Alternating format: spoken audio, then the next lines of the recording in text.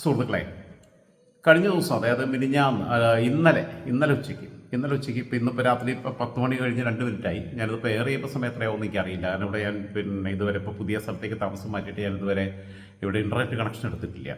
ഒരു ഫോണിലെ ഡാറ്റ വെച്ചിട്ടാണ് അപ്ലോഡ് ചെയ്യുക. എനിക്കൊരു ഉച്ചയ്ക്ക് ഞാൻ സാധാരണ ഉച്ചയ്ക്ക് മയങ്ങാത്ത ആളാണ്. ഞാൻ രാവിലെ എഴുന്നേൽക്കുമ്പോൾ വൈകും, പിന്നെ അത് കഴിഞ്ഞാൽ പിന്നെ നടത്തം കാര്യങ്ങളൊക്കെ ആയിട്ട് പിന്നെ വൈകുന്നേരമാണ് സ്റ്റുഡിയോയിലേക്ക് പോവുക. ഒരു 4 മണി 5 മണിയൊക്കെ ആവുന്ന സമയത്താണ് പോവുക. 1 മണിക്കൂർ നേരത്തേക്ക് അവിടേക്ക് പോകും. ചിലപ്പം ഇന്ന് ഞങ്ങൾ വളരെ രസകരമായിട്ട് സംസാരിച്ചുകൊണ്ടിരിക്കുകയാണെങ്കിൽ 1.5 മണിക്കൂറോ 2 മണിക്കൂറായിട്ട് നീങ്ങും. സ്റ്റോറി എടുക്കാൻ ആകെ 1/2 മണിക്കൂർ നേരെയുള്ളൂ. പിന്നെ ഇടയ്ക്കുള്ള എൻ്റെ സെക്രട്ടറി മാത്രമല്ലേ.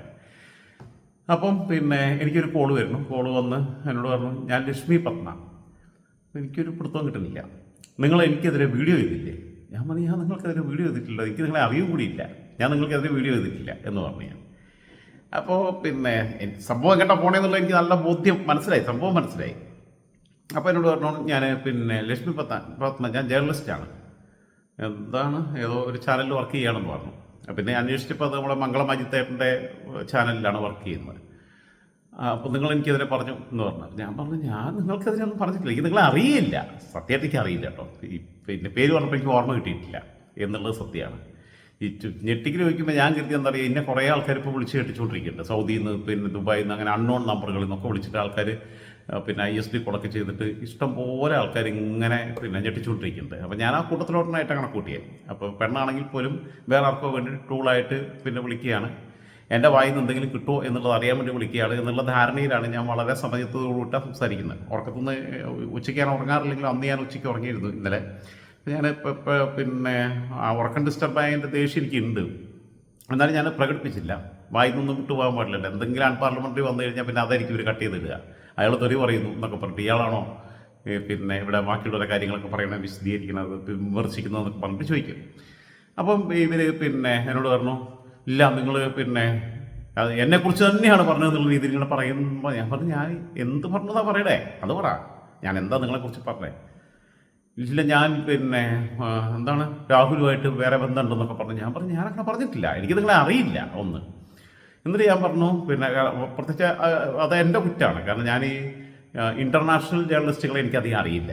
ഇപ്പം കേരളത്തിൻ്റെ ഇട്ടാവട്ടത്ത് കിടന്ന് കളിക്കുന്ന ഷാനി പ്രഭാകർ, സ്മൃതി പരുത്തിക്കാട്, അല്ലെങ്കിൽ പിന്നെ നമ്മുടെ മാധു, അപർണ കുറുപ്പ്, അങ്ങനെയൊക്കെയുള്ള ആളുകളെ എനിക്കറിയാം. ശ്രീജാ ശ്യാമിനെ പോലും ഞാൻ ശ്രദ്ധിക്കാറുണ്ട്. ശ്രീജാ ശ്യാം അവരെനിക്കെതിരെ വളരെ പിന്നെ എന്തോ മോശപ്പെട്ട കമൻറ്റൊക്കെ എഴുതിയെന്ന് പറഞ്ഞ ആൾക്കാർ പറഞ്ഞു, എനിക്കറിയില്ല, ഞാൻ ശ്രദ്ധിച്ചിട്ടില്ല. ഞാൻ ശ്രീജാ ശ്യാം പണ്ട് 2007 കാലഘട്ടത്തിലൊക്കെ ഈ പിന്നെ ഇന്ത്യ വിഷനിൽ ഒരു പരിപാടി അവതരിപ്പിക്കുകയായിരുന്നു, ഒരു പ്രത്യേക രസമുള്ള പരിപാടി. അന്ന് കുറച്ചുകൂടി സ്കെൽറ്റാണ് അവർ. അത് മാത്രമല്ല, അവരുടെ റിലേറ്റീവ്സ്, എനിക്ക് തോന്നുന്നത് അവർ നമ്പൂതിരി സമുദായത്തിൽപ്പെട്ടാണെന്ന് തോന്നുന്നത്. അവരെ പിന്നെ വളരെ അടുത്ത ചില റിലേറ്റീവ്സ് മലപ്പുറം ജില്ലയിലെ തൃക്കലങ്ങോട് പഞ്ചായത്തിലെ ചലാങ്കുത്ത് എന്നുള്ള പ്രദേശത്ത് അവിടെ ചേച്ചി ഒക്കെ ഉണ്ട്. അവരെ അനിയന്മാരുണ്ട്, ഹരിയുണ്ട്, ശ്രീയത്തുണ്ട്, ഒക്കെ എൻ്റെ വളരെ അടുത്ത സുഹൃത്തുക്കളാണ്, അവരെ ബന്ധുക്കളാണ് എന്നുള്ളത് അവർ പറഞ്ഞിട്ടുണ്ട് എന്നോട്. ചേച്ചിയാണ് എന്നോട് പറഞ്ഞിട്ടില്ല ഒരിക്കൽ. ചേച്ചി എൻ്റെ 1 വർഷം മാത്രം സീനിയറാണ്, പക്ഷേ ഞാൻ അന്നോട്ടെ ചേച്ചി എന്നാണ് വിളിച്ചിരിക്കുക. പിന്നെ ചേച്ചിയുടെ അനിയൻ എന്നേക്കാൾ 1 വർഷം മാത്രം ഇളയതാണ് ഒരാൾ, മറ്റോ 2-3 വയസ്സ് ഇളയതാണ് ഹരി. അപ്പോൾ അവിടെ ഒരു ഇല്ലുണ്ട്, അവിടെ ചലാങ്കുത്ത് എന്ന് പറഞ്ഞ സ്ഥലത്ത്, അവിടെയാണുള്ളത്. അപ്പം ഞാൻ പിന്നെ എനിക്ക് ശ്രീയാശ്യാമിനെ ഭയങ്കര ഇഷ്ടമായിരുന്നു ആ അവതരണം. അന്ന് ഏഷ്യാനെറ്റിൽ ഇന്ത്യ വിഷനിൽ അവതരിപ്പിച്ച പരിപാടിയുടെ പേര് ഞാൻ മറന്നുപോയി. ഞാൻ അന്ന് സ്ഥിരമായിട്ടിട്ട് കാണുമായിരുന്നു. അവർ പ്രത്യേക രസമുള്ളൊരു പിന്നെ കണ്ണിലെ ഭാവങ്ങൾ, ചിരി ഒക്കെ പ്രത്യേക രസമായിരുന്നു. ഒക്കെ പോട്ടെ, ഇപ്പോൾ ഇവരിങ്ങനെ വിളിച്ച് സംസാരിച്ചപ്പോൾ ഞാൻ പറഞ്ഞു, എനിക്കറിയില്ല നിങ്ങളെ, ഞാനൊന്ന് നിങ്ങളെ പിന്നെ പ്രൊഫൈലിൽ നിന്ന് എടുത്തിട്ട് സെർച്ച് ചെയ്യട്ടെ എന്ന് പറഞ്ഞു. അപ്പോൾ ഇവർ ത്രെട്ട് ചെയ്യണ പോലെ പറയുക, ചേട്ടൻ പുറത്തൊക്കെ ഇറങ്ങുമ്പോൾ ചേട്ടൻ്റെ പെമ്മക്കളില്ലേ എന്ന് ചോദിച്ചാൽ, ഞാൻ എനിക്ക് മക്കളേ ഇല്ല എന്ന് പറഞ്ഞു. ചേട്ടൻ അമ്മയില്ലേന്ന് വെച്ചാൽ, അമ്മ മരിച്ചു പോയി എന്ന് പറഞ്ഞു. സത്യം പറഞ്ഞാൽ ഞാനോട് ചോദിച്ചാലുള്ള കൃത്യമായിട്ടുള്ള മറുപടി പറഞ്ഞു, ഞാൻ ഒറ്റയ്ക്ക് ജീവിക്കുന്ന ആളാണെന്ന് പറഞ്ഞു. അത് കഴിഞ്ഞ് പിന്നെ ഇവരിങ്ങനെ പറഞ്ഞു, പിന്നെ കൂടെ കുറേ സ്റ്റാഫിൻ്റെ ഒച്ചയൊക്കെ കേൾക്കുന്നുണ്ട്, ചേട്ടൻ ഒന്നും അറിയില്ല എന്ന് തോന്നുന്നു. അപ്പോൾ ഞാൻ പറഞ്ഞു, പിന്നെ എനിക്ക് നിങ്ങളാരൊന്നും മനസ്സിലായിട്ടില്ല, ഞാൻ നിങ്ങളെ പ്രൊഫൈലിൽ നിന്ന് എടുത്ത് നോക്കട്ടെ എന്ന് പറഞ്ഞു. പിന്നെ അവരെന്തൊക്കെ പറഞ്ഞിട്ട് കട്ട് ചെയ്ത് കഴിഞ്ഞിട്ട് ഞാൻ എടുത്ത് പ്രൊഫൈലിൽ നോക്കിയപ്പോൾ ഞാൻ ആദ്യം പിന്നെ ഇവർ പറഞ്ഞ പോലെ ലക്ഷ്മി പത്മ എന്ന് അടിച്ച് സെർച്ച് ചെയ്യുമ്പോൾ ആദ്യം വന്നൊരു വീഡിയോ. അപ്പോൾ എനിക്ക് ആളെ മനസ്സിലായി, ഞാൻ ആ വീഡിയോ കണ്ടിരുന്നു.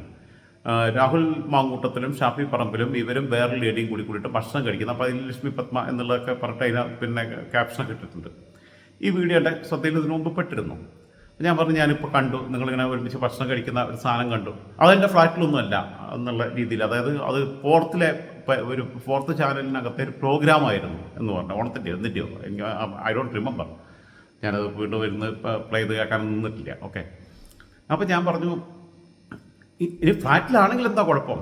ഞാൻ പലരുടെ അടുത്ത് പോയിട്ട് ഭക്ഷണം കഴിക്കാറുണ്ട്, ഒക്കെ ഉണ്ട്, പല ഫ്ലാറ്റുകളിലും പോകാറുണ്ട്, ഒക്കെ ഉണ്ട്.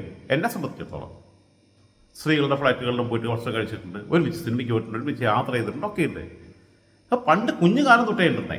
ഇപ്പോഴല്ലേ ഇപ്പോൾ വലിയ നമ്മൾ നവോത്ഥാനമൊക്കെ പറയണേ. അതിനൊക്കെ മുമ്പ് ഞാൻ പ്രീ ഡിഗ്രിക്ക് പഠിക്കുമ്പോൾ സിനിമയ്ക്ക് ചിലർക്ക് പോകാൻ തോന്നുമ്പോൾ എൻ്റെ സീനിയേഴ്സ് ആയിട്ടുള്ളവരൊക്കെ ആണെങ്കിലും, അല്ലെങ്കിൽ എൻ്റെ കൂടെ പിന്നെ പഠിക്കുന്ന ചില മഞ്ചേരിയുമായിട്ട് ബന്ധപ്പെട്ട് നിൽക്കുന്ന ആൾക്കാരുടെ പേരൊന്നും ഇപ്പോൾ ഞാൻ പറയുന്നില്ല. അവർ ചില പെൺകുട്ടികൾ സിനിമയ്ക്ക് പോകുമ്പം അവർ 2-3 പേരുണ്ടെങ്കിൽ കൂടെ, അന്നത്തെ കാലത്ത് തിയേറ്ററിൽ പോകുമ്പോൾ ഒരു ഒറ്റയ്ക്ക് പോയാൽ ബുദ്ധിമുട്ടാണ്. എന്നെ കൂടെ കൂട്ടുമായിരുന്നു, ടിക്കറ്റൊക്കെ അവരെടുത്ത് തരും, ഞാനതിന് കൂടെ ഉണ്ടായിരുന്നു. എൻ്റെ സെക്യൂരിറ്റി ആയിട്ട് കൊണ്ടുപോകുന്നതല്ല, പക്ഷെ എന്താ വെച്ചാൽ ഞങ്ങൾ വളരെ കമ്പനിയായിട്ട് അങ്ങനെ പോകുമായിരുന്നു. അപ്പോൾ എന്താ വെച്ചാൽ അവർക്കും ഒരു സെക്യൂരിറ്റി ഫീലിംഗ് ഉണ്ടാവുമായിരുന്നു. അങ്ങനെ പോയിട്ടുണ്ട്. അപ്പോൾ എനിക്കന്ന് സിനിമയൊന്നും കാണാനുള്ള സാമ്പത്തിക ശേഷിയൊന്നും അധികം ഇല്ലാത്തൊരു കാലത്തുമാണ് അങ്ങനെ പോയിട്ടുണ്ട്, SFIയിലൊക്കെ പ്രവർത്തിക്കുന്ന കാലഘട്ടത്തിൽ. പക്ഷെ ഞാൻ പല ഫ്ലാറ്റിലൊക്കെ പോയിട്ടുണ്ട് എന്നുള്ളത് ഞാൻ പറയട്ടെ, ഞാൻ പലരുടെയും കൂടെ നമ്മൾ എത്രയോ പെൺകുട്ടികളുടെ മദ്യപിച്ചിട്ടുണ്ട്, ബിയർ അടിച്ചിട്ടുണ്ട്, ഒക്കെയുണ്ട്, എല്ലാം ചെയ്തിട്ടുണ്ട്. അവരെല്ലാം എപ്പോഴും നമ്മളോട് അറ്റാച്ച്ഡാണ്. അവരുടെ ജീവിതത്തിലെ ഏറ്റവും സന്തോഷകരമായിട്ടുള്ള, ഇപ്പോൾ കഴിഞ്ഞ ദിവസം ഒരു കൊച്ചു വിളിച്ചിട്ട് പറഞ്ഞു, എൻ്റെ കല്യാണം ഇങ്ങനെ നടത്താൻ പോവുകയാണ്. അപ്പോൾ അവൾ തൊഴിൽ മേഖലയിൽ തന്നെയുള്ള ആളെയാണ് കണ്ടെത്തിയത്. ഏത് ചാനലാണെന്ന് ഞാൻ പറയുന്നില്ല, ജേർണലിസ്റ്റാണ്. അവൾ എൻ്റെ കൂടെ ആകെ 3 മാസമേ അസോസിയേറ്റ് ചെയ്തിട്ടുള്ളൂ. അപ്പോൾ ഞാൻ പറഞ്ഞു, നീ ഒരു ദിവസം വാ, ഞാൻ എടപ്പള്ളി വരാറുണ്ട്, അല്ലാന്നുണ്ടെങ്കിൽ കാക്കനാടേക്ക് വാ, നമുക്ക് ഒരുമിച്ച് അവനെയും കൂട്ടിയിട്ട് വാ, നമുക്ക് ഒരുമിച്ച് ഒന്ന് കുറച്ച് നേരം വർത്തമാനം പറഞ്ഞിട്ട് ഭക്ഷണമൊക്കെ കഴിച്ച് ഇങ്ങനെ പിരിയാം, ഒരുമിച്ചിരുന്ന് എനിക്ക് അവനെ പരിചയപ്പെടാമല്ലോ എന്നാണ് പറഞ്ഞത്. അങ്ങനെയുള്ള ആരോഗ്യകരമായ ബന്ധങ്ങളുണ്ട്. ഇനി അതല്ല, സെക്ഷൽ റിലേഷൻഷിപ്പ് പോലും ആരെങ്കിലും തമ്മിലുണ്ടായിക്കഴിഞ്ഞാൽ അത് ആർക്കാണെങ്കിലും, അത് രാജൻ ജോസഫിനാണെങ്കിലും, ഷാഫി പറമ്പിലാണെങ്കിലും, രാഹുൽ മാങ്കൂട്ടത്തിനാണെങ്കിലും, ലക്ഷ്മി പത്മയ്ക്കാണെങ്കിലും, അല്ലെങ്കിൽ പിണറായി വിജയനാണെങ്കിലും, AK-ആന്റണിക്കാണെങ്കിലും ഒന്നും അതിൽ കുഴപ്പമുണ്ടെന്ന് എനിക്ക് തോന്നുന്നില്ല. കാരണം അതാവാം പരസ്പരം ആ ഒരു ധാരണയിൽ നമ്മളെ ഏറ്റവും കൂടുതൽ എല്ലാം പങ്കിടാൻ പറ്റുന്ന, എല്ലാ സങ്കടങ്ങളും നമ്പരങ്ങളും എല്ലാം പങ്കിടാൻ പറ്റുന്ന, ഒരു പക്ഷേ ഒരുമിച്ച് ഒരു പുതപ്പിനടിയിൽ എല്ലാം പങ്കുവെക്കാൻ പറ്റുന്ന ഒരവസ്ഥ ഉണ്ടെന്നുണ്ടെങ്കിൽ ആയിക്കോട്ടെ, അതിനെന്താ കുഴപ്പം? അതിന് കുഴപ്പമില്ല. പക്ഷേ ഒരുപാട് ചെറിയ കുട്ടികളെ ഒരു വശീകരിച്ച് വേറെ രീതിയിൽ എത്തിച്ച് അവർക്ക് വിവാഹ വാഗ്ദാനം നൽകി പ്രണയം അഭിനയിച്ച് ആരെങ്കിലും പീഡിപ്പിച്ചിട്ടുണ്ടെങ്കിൽ അത് അംഗീകരിക്കാൻ പറ്റില്ല. അത് തെറ്റാണ്, അത് ക്രൈമാണ്. അതിനെ ന്യായീകരിക്കുന്നവരെ അംഗീകരിക്കാൻ പറ്റില്ല. അതാണ് സത്യം. അപ്പോൾ ആയിക്കോട്ടെ. എന്നിട്ട് ഞാൻ പറഞ്ഞു വന്നു, ഇവർ എന്നോട് സംസാരിച്ച് അത് രണ്ടാമത് ഞാൻ തിരിച്ചു വിളിച്ചു. ഞാൻ പറഞ്ഞു, എനിക്ക് ആളെ മനസ്സിലായി, ഞാൻ നിങ്ങളെ കണ്ടു എന്നൊക്കെ പറഞ്ഞപ്പോൾ ഇവർ പറഞ്ഞു, ഞാൻ ഫോർത്തിൻ്റെ പരിപാടി. ഞാൻ പറഞ്ഞു, എവിടെയാണെങ്കിലും എന്താ കുഴപ്പം? അതിനെന്താ തെറ്റ്? ഞാനതിൽ തെറ്റൊന്നും കാണുന്നില്ല. ഇത് ഈ CPM ഹാൻഡിലുകൾക്ക് ബുദ്ധിയില്ലാത്തതിൻ്റെ കുറേ കുഴപ്പങ്ങളുണ്ട്. ഇവരല്ല ഇതിനകത്ത് അക്യൂസ്ഡ് ആയിട്ടുള്ള, ഇതിനകത്തുള്ള ഇരയായിട്ടുള്ള കക്ഷി എന്നുള്ളത് സാമാന്യ ബോധം അവർക്കില്ല. അവർ ഈ വീഡിയോ എടുത്തിട്ട് ഈ പരിഷ്കൃത കാലഘട്ടത്തിൽ അവർ തമ്മിൽ എന്തൊരു സൗഹൃദമോ വേറെ എന്തെങ്കിലും എന്തെങ്കിലും ആവട്ടെ, അത് അവരുടെ കാര്യമല്ലേ. അതിനെന്തിനാണ് ഈ CPM ഹാൻഡിലുകൾ ബുദ്ധിമുട്ടുന്നത്? അതുകൊണ്ടെന്ന് വെച്ചാൽ യഥാർത്ഥ ഫോക്കസിൽ നിന്ന് വിട്ടുപോയി. ഇത് സത്യത്തിൽ ഇതിനകത്ത് പ്രതിസ്ഥാനത്ത് ആരോപിക്കപ്പെടുന്ന ആളാണ് ഈ സാധനം, ഈ വീഡിയോ എടുത്ത് പ്രചരിപ്പിച്ചത്, തുടങ്ങിയത്. ചുവന്ന സഖാക്കൾ അങ്ങനെ എന്തോ പറഞ്ഞിട്ട് കണക്ക് 2-3 ഗ്രൂപ്പുകളുണ്ട്. അതിൽ ഒന്നിൻ്റെ കൈകാര്യം ചെയ്യുന്നത് ഈ പ്രതിസ്ഥാനത്ത് ആരോപിക്കപ്പെടുന്ന വ്യക്തിയാണ്. നിങ്ങൾ ഇവരൊന്നും ചെറിയ മീനൊന്നുമല്ല, നത്തോലിയൊന്നും അല്ല. അങ്ങനെയൊന്നും ചെറുതാക്കി കാണണ്ട. അവർക്ക് എല്ലാ കളി അറിയാം. അവർക്കെതിരെ ആരോപണം ഒരു വശത്ത് ഉന്നയിക്കാനുള്ള സാധനം അവർ തന്നെ ഇടയിൽ നിന്നിടുക, ആരോപണത്തിൻ്റെ ദിശ തിരിച്ചു വിടുക, എന്നിട്ട് ഇവരിലേക്ക് ആരോപണം കൊണ്ടുപോയി എത്തിക്കുക. ഇരവാദം ഉന്നയിക്കാത്ത ഒരു സ്ത്രീയിലേക്ക് ആരോപണം കൊണ്ടുപോയി എത്തിക്കുക. എത്തിച്ചു കഴിയുമ്പോൾ ഇതിൻ്റെ മൊനയൊടിഞ്ഞു, യഥാർത്ഥ ആരോപണം വഴിമാറിപ്പോയി. അതറിയാതെ ഇതിങ്ങനെ പൊക്കിപ്പിടിച്ച്, ഈ വീഡിയോ പൊക്കിപ്പിടിച്ച് മറ്റവൻ ഇട്ട് വന്ന വീഡിയോ എടുത്തിട്ട് CPM ഹാൻഡിലുകൾ ഇതിങ്ങനെ പ്രചരിപ്പിച്ചുകൊണ്ടിരിക്കുക. അവിടെയാണ് ഇവർക്ക് വിവരമില്ല എന്ന് പറയണേ. പക്ഷേ ഇലക്ഷൻ ആകുമ്പോൾ ചിലപ്പോൾ പൊങ്ങി വരാൻ സാധ്യതയുണ്ട്. എന്നെ കൊണ്ടൊന്നും മൂടി വെക്കാൻ അധികം കഴിയില്ല. ഞാനിപ്പോൾ അതിൻ്റെ പുറകെ സൈക്കിൾ എടുത്ത് തൽക്കാലം കൂടുന്നില്ല. എനിക്കറിയാം അതിൻ്റെ അപ്ഡേറ്റ്സ് കാര്യങ്ങളും, ഏത് ഹോസ്പിറ്റലിൽ പോയി എന്നുള്ള കാര്യങ്ങളും എല്ലാ ഡീറ്റെയിൽസും അത്യാവശ്യം എല്ലാം ഒന്നും ഞാൻ റെഫർ ചെയ്തിട്ടില്ലെങ്കിൽ പോലും എൻ്റെ കൂടെയുള്ള ആളുകൾക്ക് എല്ലാ സാധനങ്ങളും കയ്യിലുണ്ട് അവരുടെ അടുത്ത്. പക്ഷെ അതിലേക്ക് അത് ചിലപ്പോൾ ഇപ്പോൾ പൊട്ടിയില്ല എന്ന് വരാൻ പോകുന്നത് ഇലക്ഷനോട് അടുത്തായിരിക്കും പൊട്ടുന്നത്. കാരണം അതെന്ന് വെച്ചാൽ ഒരു ഭരണവുമായിട്ട് ബന്ധപ്പെട്ടൊരു ഇതാണ്. അതുകൊണ്ടാണ് ഞാൻ ഇന്നും എല്ലാം വിഡ്രോ ചെയ്യുന്നതും. ഒരു ഭരണസാധ്യതയൊന്നും ഇവർക്ക് ഇല്ലാതാക്കാൻ പോകുന്നൊരു ഘട്ടത്തിലേക്ക് പോകേണ്ടതില്ല എന്ന് തന്നെയാണ് എൻ്റെ അഭിപ്രായം. അപ്പം ഞാൻ ഇത് പറഞ്ഞു. അപ്പോൾ ഇവർ എന്നോട് പറഞ്ഞു, ഞാൻ നിയമപരമായി നേരിടാൻ പോവുകയാണ്. കാരണം എന്നെക്കുറിച്ച് പല ആൾക്കാരും ഞാനാണെന്ന് പറഞ്ഞിട്ട് പറയുന്നുണ്ട്. ഞാൻ പറഞ്ഞു എനിക്ക് നിങ്ങളെ അറിയില്ലായിരുന്നു, ഇപ്പം ഞാൻ നിങ്ങളെ മനസ്സിലായി, ഐഡൻറ്റിഫൈ ചെയ്തു. പിന്നെ എന്നെക്കുറിച്ചാണെങ്കിലും ആരെങ്കിലും വേണ്ടത് പറഞ്ഞാൽ ഞാനും ചിലപ്പോൾ അങ്ങനെയൊക്കെ തന്നെ എന്നെക്കൊണ്ട് പറ്റുന്ന വഴി കൂടിയൊക്കെ നീങ്ങും, ഇല്ലാത്തത് പറഞ്ഞാൽ. അപ്പോൾ ഈ നിങ്ങളെക്കുറിച്ച് ആരെങ്കിലും ഇല്ലാത്തത് പറഞ്ഞിട്ടുണ്ടെങ്കിൽ അതിനങ്ങനെ നീങ്ങുന്നതിന് തെറ്റില്ല എന്ന് പറഞ്ഞ് ആശംസകൾ അറിയിച്ചു വെച്ചു. ഇത് കഴിഞ്ഞിട്ട് ഇത് മിനിഞ്ഞാന്നാട്ടോ, ഇന്നലെയല്ല മിനിഞ്ഞാന്നാണ്. ഇന്നലെ ഞാൻ പറഞ്ഞത്, ഞാൻ ഇന്നലെ എന്നാണ് പറഞ്ഞത്, തെറ്റുപറ്റിപ്പോയി. മിനിഞ്ഞാന്നാണ് ഈ സംഭവം. മിനിഞ്ഞാന്ന് ഉച്ചയ്ക്ക് ഞാൻ കിടന്നുറങ്ങുന്ന നേരത്ത് പിന്നെ എൻ്റെ ഉറക്കം പോയി. തലേന്ന് രാത്രി ഉറങ്ങിയിട്ടുണ്ടായിരുന്നില്ല. അപ്പോൾ സൈക്കിക് ഡിസോർഡർ ഉണ്ട്. ഞാൻ പിന്നെ ടാബ്ലറ്റിനെ ഡിപ്പെൻഡ് ചെയ്യേണ്ടതെന്ന് വെച്ചില്ല, സ്ലീപ്പിംഗ് പിൽസിനെ ഡിപ്പെൻഡ് ചെയ്ത് കഴിഞ്ഞാൽ പിന്നെ ലൈഫ് ലോങ് അതില്ലാതെ നമുക്ക് ജീവിക്കാൻ പറ്റാത്ത അവസ്ഥ വരും.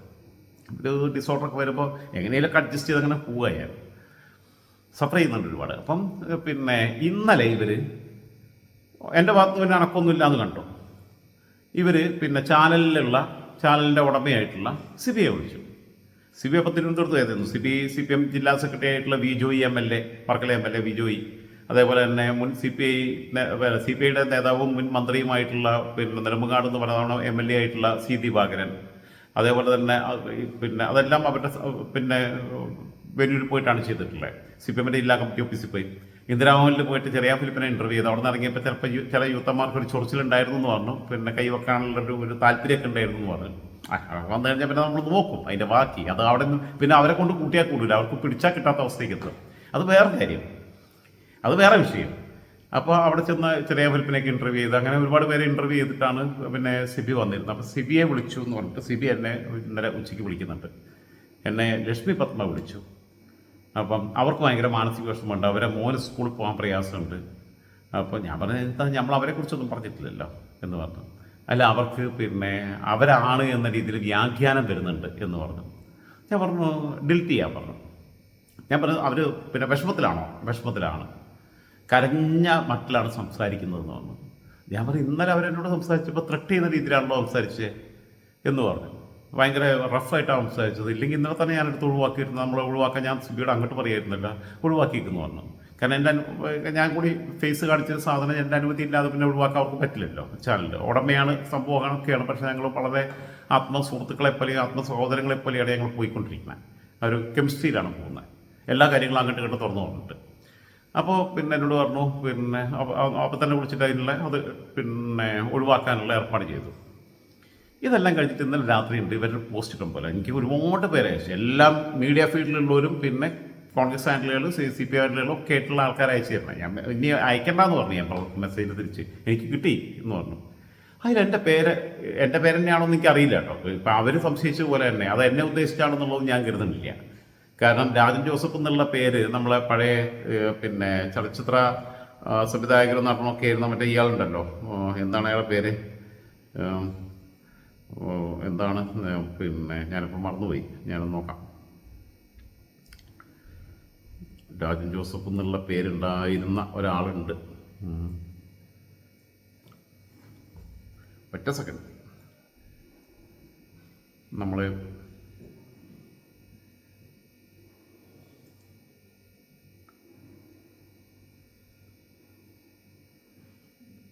ജോസ് പ്രകാശിൻ്റെ മകൻ ഒരു രാജൻ ജോസഫ് ഉണ്ട്. അദ്ദേഹം ഫിലിം ആക്ടിവിസ്റ്റ് ആയിരുന്നു, നടനൊക്കെ ആയിരുന്നു. ഇനിയിപ്പോൾ അദ്ദേഹത്തെ വല്ല ഉദ്ദേശിച്ചാണോ എന്ന് എനിക്കറിയില്ല, അദ്ദേഹം ജീവിച്ചിട്ടുണ്ടോ എന്നും എനിക്കറിയില്ല. അപ്പോൾ അതുകൊണ്ട് ഞാനെന്തായാലും ഇവരെ പോലെ അത് എന്നെ ഉദ്ദേശിച്ചാണ്, എന്നെ മാത്രം ഉദ്ദേശിച്ചാണ് എന്നുള്ളത് ഞാൻ പറയാൻ തരുന്നില്ല. ഞാനതുകൊണ്ട് അത് പിന്നെ അർഹിക്കുന്ന അവജ്ഞയോടെ തള്ളിക്കളയുന്നു. എന്നെക്കുറിച്ച് പറയുകയാണെന്നുണ്ടെങ്കിൽ, എന്നെ മെൻഷൻ ചെയ്തിടുകയാണെന്നുണ്ടെങ്കിൽ I will come back to them. അത്രയേ ഉള്ളൂ. ആ പോസ്റ്റിനകത്ത് ഞാനപ്പോൾ എൻ്റെ അഭിപ്രായം പറയും. പിന്നീട് ഞാൻ ആ പോസ്റ്റിനകത്ത് ഞാൻ വേറെ ചില കമൻറ്റുകൾ എന്നെ പേരൊക്കെ മെൻഷൻ ചെയ്തിട്ടതിനകത്ത് ഞാൻ കമൻറ്റ് പറഞ്ഞിട്ടുണ്ട്. അപ്പോൾ ഇങ്ങനെയാണ് ഞാൻ പറയട്ടെ, ഇതിനകത്തുള്ള വിഷയം CPMകാർക്കും തെറ്റിപ്പോയി. CPMകാർ ഈ വിഷയത്തിൻ്റെ മോനെ ഒടിച്ചു. ഇതിൻ്റെ ഗതി തിരിച്ചുവിടാനുള്ള പിന്നെ ഇതിൻ്റെ പ്രതിസ്ഥാനത്തുള്ള ആളുടെ ആ കുരുട്ടുബുദ്ധിയിൽ ഇവന്മാർ പൊത്തിപ്പോയി. ഇവന്മാർ പൊട്ടന്മാരാന്നേ, ആരും മിടുക്കനല്ലേ. ഇത്രയും സംഭവങ്ങൾ അവർ ചെയ്യാനും പറ്റി, അതെല്ലാം ഒതുക്കാനും പറ്റിയാന്ന് പറഞ്ഞു കഴിഞ്ഞാൽ. പക്ഷെ ഒതുങ്ങുമെന്ന് എനിക്ക് തോന്നുന്നില്ല. ഇലക്ഷനോട് അടുപ്പിച്ച് അതിൻ്റെ കുറച്ച് സാധനങ്ങൾ ഇത് മാത്രമല്ലാതെ വേറെ ചില കാര്യങ്ങളുണ്ട്. ഇപ്പോൾ ഉള്ള വിഷയങ്ങൾ മാത്രമല്ലാതെ വേറെ ചില കാര്യങ്ങളുണ്ട്. അതെല്ലാം കൂടി പുറത്തേക്ക് വരും എന്നൊരു സൂചനയാണ് എനിക്ക് പിന്നെ ഞാനുമായി അടുത്ത സൗഹൃദങ്ങളൊന്നും കിട്ടുന്നത്. എന്തായിരുന്നാലും ഞാനതിലൊന്നും എൻ്റെ ഒരു ഫേസ് കാണിക്കാനോ ഞാൻ അതിൻ്റെ പുറകെ കൂടാനോ കരുതുന്നില്ല. ഞാനത് ഇന്നലെ തന്നെ രാഹുലിന് തന്നെ വോയിസ് മെസ്സേജ് വിട്ടിട്ടുണ്ട്. ഞാൻ പറഞ്ഞു ചെറിയ ജീവിതമാണ്, നമ്മൾ പിന്നെ തമ്മിൽ കോട്ടി കളിച്ച് തീർക്കേണ്ട ജീവിതമൊന്നുമല്ല. അപ്പം പിന്നെ എനിക്കെതിരെ ഈ ഷട്ടി വർക്കിൽ എന്നൊക്കെ പറഞ്ഞിട്ടുള്ള ഇല്ലാത്ത കഥകളൊക്കെ നിങ്ങളുടെ ബിസിനസ് പാർട്ട്ണറെ കൊണ്ട് ചെയ്യിപ്പിച്ചുകൊണ്ടാണ് ഞാൻ ഇത്രയൊക്കെ എനിക്ക് പോകേണ്ടി വന്നത്, നിങ്ങളുടെ ബിനാമിയെ കൊണ്ട് ചെയ്യിപ്പിച്ചുകൊണ്ട്. അതുകൊണ്ട് ഞാനിവിടെ അവസാനിപ്പിക്കുകയാണെന്ന് പറഞ്ഞാൽ. ഇന്നും പിന്നെ പുള്ളിയുടെ വേറെ സുഹൃത്ത് തന്നെ വിളിച്ചിരുന്നു, നാളെ പേര് ഞാൻ പറയുന്നില്ല, മഞ്ചേരിക്കാരനാണ്. അപ്പോൾ അദ്ദേഹം വിളിച്ചപ്പോൾ ഞാൻ പറഞ്ഞു ഞാനത് സ്റ്റോപ്പ് ചെയ്തു. കാരണം എന്ന് വെച്ചാൽ നിങ്ങളെ മൊത്തത്തിൽ അത് ഇല്ലാണ്ടാക്കുക എന്നുള്ള ഉദ്ദേശമൊന്നും എനിക്കില്ല. ഒരു ചോറിലെടുത്ത് രണ്ടെണ്ണം കൊടുക്കുക, നീ ഇനി മേലെ ഈ ഏർപ്പാടിന് പോകരുതെന്ന് പറയുക, അത്രയേ ഉള്ളൂ. അങ്ങനെയുള്ളൂ, ഒന്ന് നന്നാക്കി എടുക്കുക എന്നുള്ളതാണ് ഉദ്ദേശം. അല്ലാതെ നമ്മളിപ്പോൾ ആരെത്ര 100% പെർഫെക്റ്റ് ആയിട്ടുള്ള ആൾക്കാരാരല്ലേ. അപ്പോൾ എല്ലാവർക്കും റെക്ടിഫൈ ചെയ്യാനുള്ള അവസരം കൊടുക്കുക എന്നുള്ള തീരുമാനത്തിലേക്കണം. അപ്പോൾ എന്തായിരുന്നാലും ഈ ലക്ഷ്മി പത്മ പിന്നെ എന്നെക്കുറിച്ച് എന്നെയാണെന്ന് ഞാൻ കരുതുന്നില്ല, എന്നെ ആയിരിക്കുന്നില്ല എന്ന് കരുതുന്നില്ല, എന്നെ മെൻഷൻ ചെയ്തിട്ടൊന്നുമില്ല. എന്നെക്കുറിച്ചാണ് പറഞ്ഞതെന്നുണ്ടെങ്കിൽ വളരെ മോശമായി പോയി. കാരണം ഇങ്ങനെ വിളിച്ച് ഒരു വശത്ത് ഇതെല്ലാം പിൻവലിക്കാൻ പറയുക, അവരെ ഉദ്ദേശിച്ചാണെന്ന് അവർ തന്നെ സ്വയം തീരുമാനിക്കുക. നമ്മൾ അവരെക്കുറിച്ചൊന്നും പറഞ്ഞിട്ടില്ല, എന്നിട്ട് അവരെന്നെ തീരുമാനിക്കുക. എന്നിട്ട് അവർ പിന്നെ മോൻ്റെ കാര്യമൊക്കെ പറയുമ്പോൾ സെൻഡി ആവുക. ആ സെൻഡി കേൾക്കുമ്പോൾ ഞാൻ പെട്ടെന്ന് ഒറ്റയടിക്ക് പറയുക ഡിലീറ്റ് ചെയ്യാൻ പറഞ്ഞു. ഡിലീറ്റ് ചെയ്തോ സിബി എന്ന് പറഞ്ഞു. അതിനെ ഞാൻ വിളിച്ചതെന്നും പറഞ്ഞു. കാരണം സിബിക്ക് ഒരു ഡിലീറ്റ് ചെയ്യണമെന്നായിരുന്നു ആഗ്രഹം. അത് കഴിഞ്ഞിട്ട് പിന്നെ രാജൻ ജോസഫിൻ്റെ ഉച്ചിഷ്ടവും അമേധ്യവും വിളമ്പി കൊടുക്കുന്ന ഒരു സിബി തോമസിനെയും ഇന്ന് പരിചയപ്പെടാനിടയായി എന്ന് പറയുമ്പോൾ അത് രണ്ടും കൂടി കൂട്ടി വായിക്കുമ്പോൾ പിന്നെ ഞാൻ തന്നെയാണോ എന്നുള്ളത് എനിക്ക് സംശയിക്കാം. അപ്പം തട്ടം പുറത്ത് അച്ഛനില്ലാന്ന് പറഞ്ഞാൽ അത് ഞാൻ പറയാൻ നിൽക്കുന്നില്ല. അപ്പോൾ എന്തായിരുന്നാലും പിന്നെ രാജൻ ജോസഫിൻ്റെ ഉച്ചിഷ്ടവും അമേധ്യവും ഒക്കെ തന്നെയായിരിക്കും രാജൻ ജോസഫ് പറയുന്നത്.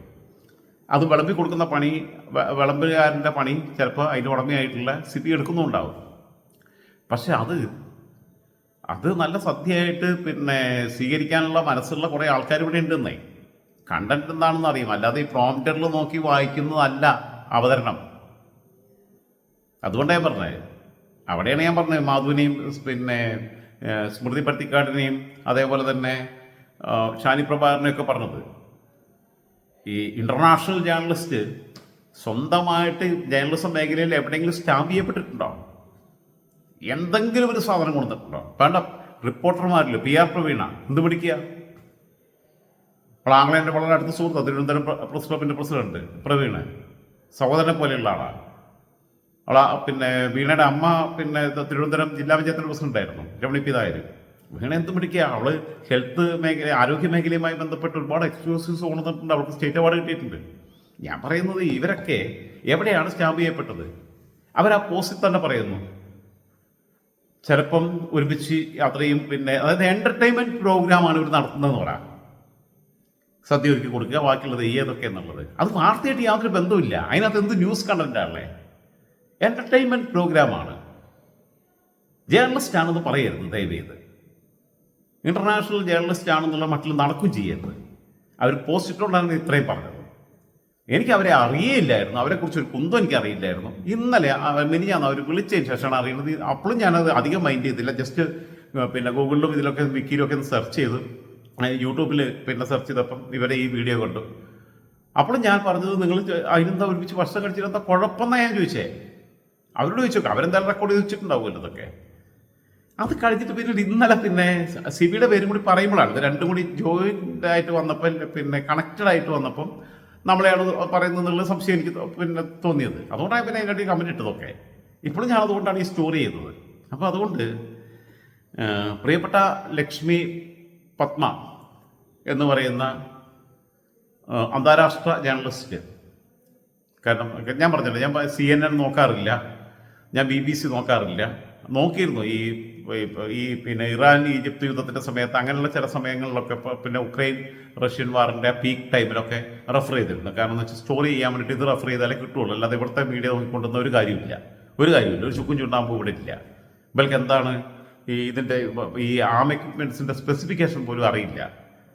അവിടുത്തെ ഡെമോഗ്രഫി അറിയില്ല, ഒരു സാധനം അറിയില്ല.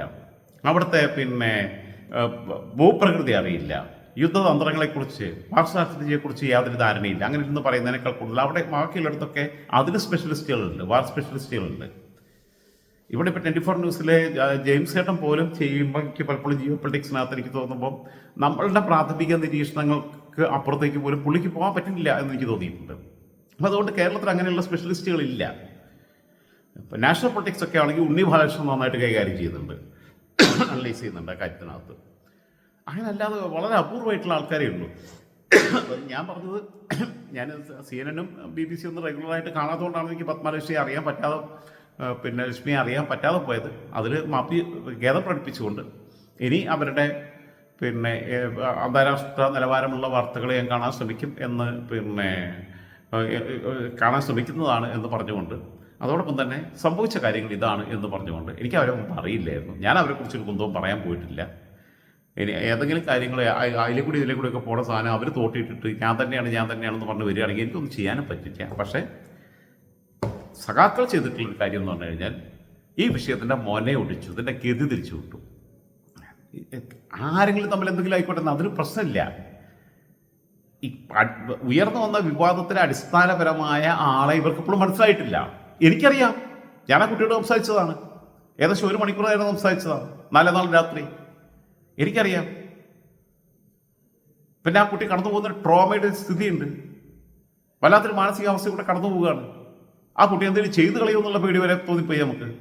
നമ്മളെ കൂടെ ഉണ്ടെന്നാണ് പറഞ്ഞത്. ഈ പത്മലക്ഷ്മിയോട് പോലും ഞാൻ പറഞ്ഞത്, ഇന്നലെ ഞാൻ ഈ സിവിയെ വിളിച്ചെന്ന് പറഞ്ഞു കഴിഞ്ഞപ്പോൾ അവർക്ക് വോയിസ് മെസ്സേജ് കിട്ടും, സഹോദരി നിങ്ങൾക്ക് എന്തെങ്കിലും ഞങ്ങൾ പറഞ്ഞ കാര്യത്തിനകത്ത് വെച്ചിട്ട് അത് നിങ്ങളുടെ മേളിലേക്ക് വരികയും നിങ്ങൾക്ക് എന്തെങ്കിലും വേദന ഉണ്ടാകുകയും ചെയ്തിട്ടുണ്ടെങ്കിൽ പിന്നെ I M with you in all sense എന്നാണ് പറഞ്ഞത്.